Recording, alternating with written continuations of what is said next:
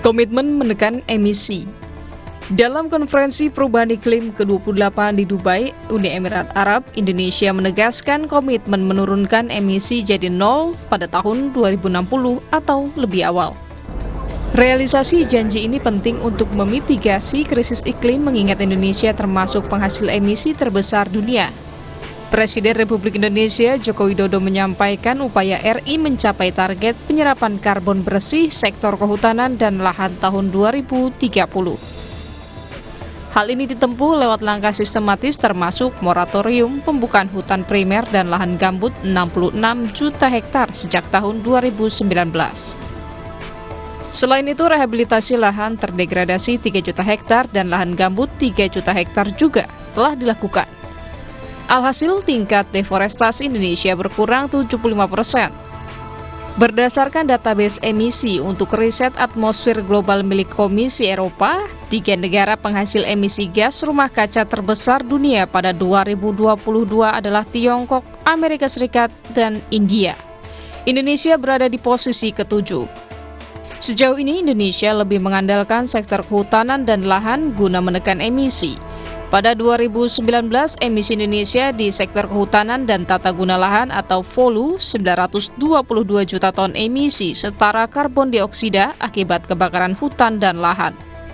Emisi ini turun menjadi 222 juta ton pada 2022.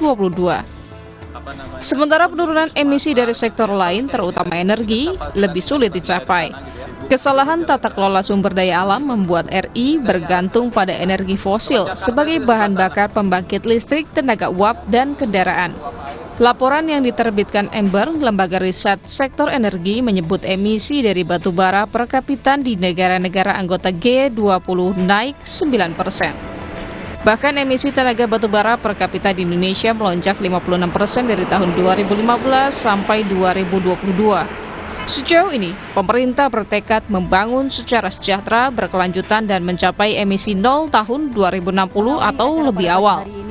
Di sisi lain, Indonesia berambisi menikmati perkembangan ekonomi tinggi yang selama ini ditopang dengan penggunaan energi fosil.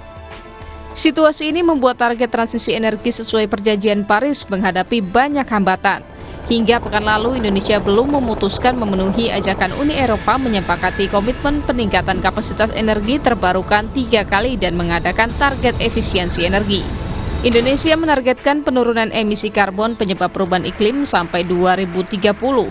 Dokumen kontribusi nasional mengatur antara lain 37% penurunan emisi dari kegiatan efisiensi energi dan lebih dari 50% dengan penerapan energi terbarukan.